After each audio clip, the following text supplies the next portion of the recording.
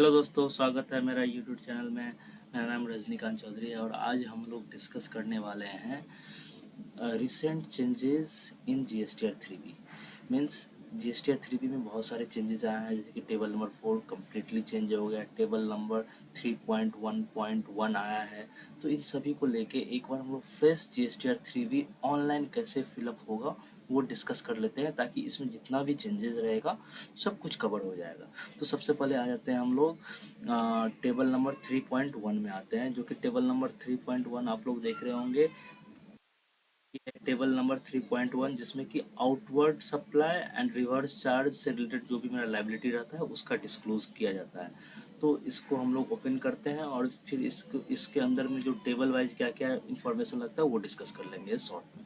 Table number 3.1 जो कि outward supply से रिलेटेड जितना भी लाइबिलिटी रहता है, इंक्लूडिंग आरसीएम का जो लाइबिलिटी आपका पेबल जनरेट होता है जो रहता है, वो भी हम लोग इसमें डालते हैं। तो सबसे पहले टेबल 3.1 में क्या आता है, आउटवर्ड सप्लाई। जितना भी मेरा आउटवर्ड सप्लाई है, B to B supply, B to C supply, जो भी supply net of credit note debit note करके मेरा जो भी सप्लाई रहेगा वो टैक्सेबल वैल्यू यहाँ पे, आईजीएसटी यहाँ पे, सीजीएसटी यहाँ पे और एसजीएसटी यहाँ पे डाला जाएगा। आउटवर्ड सप्लाई जैसे कि जीरो रेट सप्लाई, जो भी मेरा एक्सपोर्ट होगा, जो भी मेरा एक्सपोर्ट आउट ऑफ इंडिया, जो भी हम गुड्स एक्सपोर्ट करेंगे, सर्विस करेंगे या एक्सपोर्ट ऑफ गुड्स करेंगे, उससे रिलेटेड चाहे विथ पेमेंट हो या विदाउट पेमेंट हो, वो यहाँ पे आएगा। उसके बाद आता है other supply, other outward supply, nil rated और एग्जेम्प्टेड सप्लाई। मान लीजिए नील रेटेड और एग्जेम्प्टेड सप्लाई, मैं कुछ ऐसा सप्लाई किया जो कि नील रेटेड है या एग्जेम्प्टेड सप्लाई जिसपे जीएसटी लग ही नहीं रहा है, तो उससे रिलेटेड जो भी सप्लाई रहेगा वो यहाँ पे हम लोग टैक्सेबल वैल्यू डालेंगे। सिंस उस पर कुछ जीएसटी का अमाउंट नहीं है, तो ये दोनों देखिए ब्लॉक किया है, यहाँ पे आप कुछ फिगर नहीं डाल सकते हैं।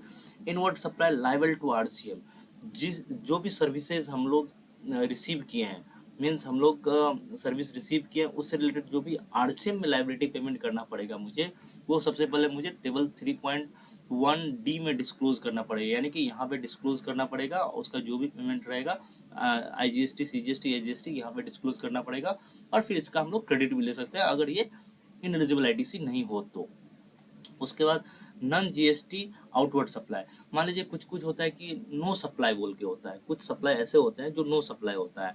लाइक मान लीजिए कि जैसे कि ड्यूटी स्क्रिप्ट होता है जो सेल्फ कंजम्पशन कर लिया जाता है, या कुछ डिविडेंड डिविडेंड टाइप के कुछ सप्लाई होते हैं जो कि no supply, non GST supply. Petrol वेट्रोल से रिलेटेड जो सप्लाई रहता है नॉन जीएसटी आउटवर्ड सप्लाई होता है, उससे रिलेटेड जो भी सप्लाई है वो यहाँ पे डाला जाएगा। तो टेबल नंबर 3.1 हम लोग डिटेल में डिस्कस कर लिए हैं। अब आते हैं टेबल नंबर 3.1.1 में क्या क्या इन्फॉर्मेशन डाला जाएगा रिलेटेड टू आउटवर्ड सप्लाई। ये रहा table 3.1.1, supply notify under section 9 subsection 5 of CGST act. Means ये मेनली ई कॉमर्स ऑपरेटर से रिलेटेड जो सप्लाई हम लोग करते हैं ना, उससे रिलेटेड आता है। मैं आप लोगों को सीधा सीधा बताता हूँ कि ई कॉमर्स ऑपरेटर से रिलेटेड, मान लीजिए कि जोमेटो से हम लोग कुछ सप्लाई किए या फ्लिपकार्ट से रिलेटेड कुछ भी हम लोग का प्रोडक्ट सप्लाई होता है, तो उसमें दोनों के लिए इन्फॉर्मेशन है। मैं टेबल खोल के आपको दिखाता हूँ इसमें क्या क्या इन्फॉर्मेशन डाला जाएगा। टेबल 3.1.1 ये जो है, taxable supply on which electronic e commerce operator पे टैक्स अंडर सेक्शन 9 सबसेक्शन 5 में। मीन्स ई कॉमर्स ऑपरेटर जितना भी सप्लाई करता है जिस पर वो टैक्स पे करता है, यानी कि आरसीएम में ही होता है उसका पेमेंट, जो भी पेमेंट करता है सेक्शन 9 सबसेक्शन 5 के हिसाब से जो भी ई कॉमर्स ऑपरेटर पे करता है, उससे रिलेटेड जो भी टैक्सेबल वैल्यू, सीजीएसटी, एसजीएसटी और आईजीएसटी का जो भी इंफॉर्मेशन आता है वो यहाँ पे डिस्क्लोज किया जाएगा। E commerce operator means Zomato हो गया, स्विगी हो गया या फ्लिपकार्ट हो गया या अमेजन हो गया, ये सब जितना भी है उनके लिए ये टेबल है। अब मान लीजिए जोमेटो और फ्लिपकार्ट के थ्रू अगर हम कुछ बेचते हैं, मीन्स मान लीजिए कि मेरा एक रेस्टोरेंट है, मेरा गुड्स को हम लोग जोमेटो को थ्रू बेचते हैं कस्टमर को, तो जितना भी हम जोमेटो को थ्रू जो कस्टमर को बेचे हैं उससे रिलेटेड जितना भी टैक्सेबल वैल्यू होगा वो यहाँ पे डिस्क्लोज किया जाएगा। अच्छा, इससे रिलेटेड जो मेरा आउटवर्ड लायबिलिटी है वो 3.1 ए में ऑलरेडी मैंने डिस्क्लोज कर दिया है, याद रखिएगा। ये टेबल सिर्फ डिस्क्लोजर पर्पज के लिए है कि पहला में ये कि ई कॉमर्स, ये सिर्फ और सिर्फ ई कॉमर्स ऑपरेटर ही डालेगा। दूसरा में हम लोग इस टेबल में सिर्फ ई कॉमर्स ऑपरेटर ही डालेगा। उससे रिलेटेड क्या है, कितना मतलब वो सप्लाई किया है। और यहाँ पर जो भी रजिस्टर्ड पर्सन जो कि ई कॉमर्स ऑपरेटर के थ्रू सेल करवाया है उसका इन्फॉर्मेशन यहाँ पे डाला जाएगा, सिर्फ टैक्सेबल वैल्यू, क्योंकि CGST एसजीएसटी आईजीएसटी का ऑलरेडी मैंने दूसरा टेबल में टेबल 3.1 में ऑलरेडी डिस्क्लोज कर दिया है। तो हम लोगों ने ये भी डिस्कस कर लिया 3.1.1 जो कि सेक्शन 9 सबसेक्शन 5 में जिसका लायबिलिटी पेमेंट होता है। मेनली मैं बता दिया कि ये ई कॉमर्स ऑपरेटर से रिलेटेड आपका रहता है। अब आते हैं टेबल 3.1 जो होता है, टेबल 3.1 हो गया है, टेबल 3.1.1 हो गया, टेबल 3.2 इसमें ये टेबल पहले भी था, ये टेबल पहले भी था अभी भी है। इंटर स्टेट B2C अगर आप कुछ सप्लाई करते हैं, इंटर स्टेट B2C सप्लाई करते हैं तो उसका डिस्क्लोजर रेट वाइज दिया जाता है, rate wise state wise disclose किया जाता है। तो सिंस ये पहले भी था अभी भी है, इसे मैं डिटेल में भी डिस्कस नहीं कर रहा हूँ। अब आ जाता हूँ टेबल नंबर 4 में, जो कि बहुत ही इंपॉर्टेंट है। टेबल नंबर 4 ITC से रिलेटेड है। तो चलिए आइए हम लोग टेबल नंबर 4 डिस्कस करते हैं। टेबल नंबर 4A में, टेबल नंबर 4A1 में जैसे इंपोर्ट ऑफ गुड्स है, ये भी अभी ऑटो पॉपुलेटेड होने लगा है, 2B में ऑटो पॉपुलेटेड होने लगा है, 2B से ही यहाँ पर भी फिगर आएगा। मान लीजिए कोई एक बिल ऑफ एंट्री का अगर ऑटो पॉपुलेटेड फिगर अगर GSTR 2B में नहीं आ रहा है और आइस गेट में भी अगर नहीं दिख रहा है तो आप क्या करो, इसका ग्रीवेंस डाल दो। ग्रीवेंस डालने के बाद जो भी इसका क्रेडिट है उसका आप क्रेडिट ले लो, क्योंकि आपने टैक्स पे किया है और ये आइडियली आना चाहिए 2B में, but somehow due to technical glitch ये 2B में नहीं आ रहा है। लेकिन आप इसका क्रेडिट तो नहीं छोड़ सकते हैं, तो आप इसको क्रेडिट ले लेंगे। ये मैं मानता हूँ कि पोर्टल का ग्लिच है, इसलिए कुछ कुछ केसेस में कुछ बिल ऑफ एंट्री का जो भी क्रेडिट्स होते हैं वो 2B में ऑटो पॉपुलेटेड नहीं होता है, इसलिए ये यहाँ पर भी नहीं आता। तो इसका ग्रीवेंस डाल के आप लोग क्रेडिट ले सकते हैं। सिमिलरली इम्पोर्ट ऑफ सर्विस, जो इम्पोर्ट ऑफ सर्विस में ये तो इसमें तो हम लोग मेनली RCM में पेमेंट करना पड़ता है और उसका हम लोग क्रेडिट लेते हैं। तो RCM में आप आउटवर्ड लायबिलिटी में दिखाए होंगे, टेबल 3.1 में दिखाए होंगे, उसी का क्रेडिट आप यहाँ पे ले सकते हैं। अब आता है inward supply liable to RCM। याद रखिए यहाँ पे दो चीज़ है, inward supply liable to RCM means अगर आप सर्विसेज अगर रजिस्टर्ड पर्सन से अगर आप रिसीव करते हैं जिस पर कि आप RCM देते हैं तो वो ऑटो पॉपुलेटेड होना चाहिए GSTR 2B में। अगर ऑटो पॉपुलेटेड नहीं हो रहा है तो आप उसका पेमेंट तो आपको करना पड़ेगा, बट आप क्रेडिट नहीं ले सकते हैं।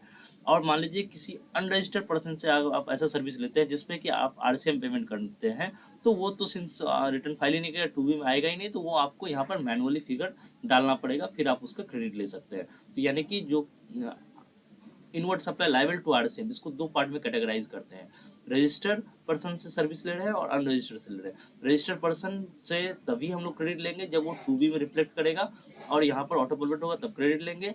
और अनरजिस्टर्ड पर्सन से हम लोग ले सकते हैं क्योंकि हम लोग उसका पेमेंट कर रहे हैं और उसका यहाँ पे मैनुअली फिगर डाल के हम लोग क्रेडिट ले सकते हैं। इनवर्ट सप्लाई फ्रॉम ISD से, अगर ISD से मान लीजिए हम एक कंपनी है जिसका ISD का भी रजिस्ट्रेशन है, वो अगर HO अगर सभी जगह क्रेडिट डिस्ट्रीब्यूट कर रहा है तो उसका जो भी क्रेडिट रहेगा वो भी ऑटो पॉपुलेटेड होगा, तभी आप क्रेडिट ले सकते हैं। ऑल अदर ITC में मैं बता दूं, ऑल अदर ITC अभी ऑटो पॉपुलेटेड होने लग गया है। इसमें सिर्फ और सिर्फ आप टाइम गैप का ऐड कर सकते हैं, मीन्स वही चीज़ ऐड करेंगे मैनुअली जो कि मान लीजिए लास्ट मंथ के 2B में था, इस मंथ के आपका परचेज रजिस्टर में आया, तभी आप उसके क्रेडिट ले सकते हैं, तो वो आप ऐड कर दो, जिसको कि हम टाइम गैप बोल सकते हैं। मीन्स यहाँ पर जो करंट मंथ का 2B का जो फिगर रहेगा वो यहाँ पे आएगा, प्लस हम लोग मैनुअली उसको वो ऐड करेंगे जो कि प्रीवियस मंथों के 2B में आ चुका था, बट प्रीवियस मंथों में हम लोग इसका क्रेडिट नहीं लिए थे। क्यों नहीं लिए थे? क्योंकि मेरा परचेज रजिस्टर में नहीं आया था, सेक्शन 16(2) का कंडीशन फुलफिल नहीं कर रहा था। इस मंथ में सिंस प्रीवियस मंथ के 2B में आ गया, इस मंथ में परचेज रजिस्टर में भी आ गया है, इसका मतलब कंडीशन फुलफिल हो गया है, मैं उसे ऐड करूंगा और उसका फिर क्रेडिट ले लूंगा। सिमिलरली मान लीजिए ये आपका तब टोटल क्रेडिट हो गया, टेबल 4A में आ जाएगा। फिर टेबल 4B में रिवर्सल से रिलेटेड है। रिवर्सल में क्या क्या आएगा, जैसे कि रूल 38 क्या बोलता है, बैंकिंग कंपनी के लिए एप्लीकेबल होता है, जो कि 50% आप जितना भी क्रेडिट वो लोग बैंकिंग कंपनी रिसीव करता है उसका 50% भी वो अवेल करता है, 50% उसको रिवर्स करना पड़ता है। और रूल 42 जो कि एग्जम्प्टेड सप्लाई के लिए हम लोग पे भी एप्लीकेबल, नॉर्मल टैक्स पेयर पे भी एप्लीकेबल होता है। तो रूल 43 नॉर्मल टैक्स पेयर पे भी, कैपिटल गुड्स पे भी जो एप्लीकेबल होता है तो वो रहेगा। और 17(5) हम लोग जानते ही हैं। इससे रिलेटेड जो भी रिवर्सल है, यानी कि इन परमानेंट इन नेचर में जो भी रिवर्सल है वो यहाँ पे आ जाएगा और उसको हम लोग रिवर्स कर देंगे।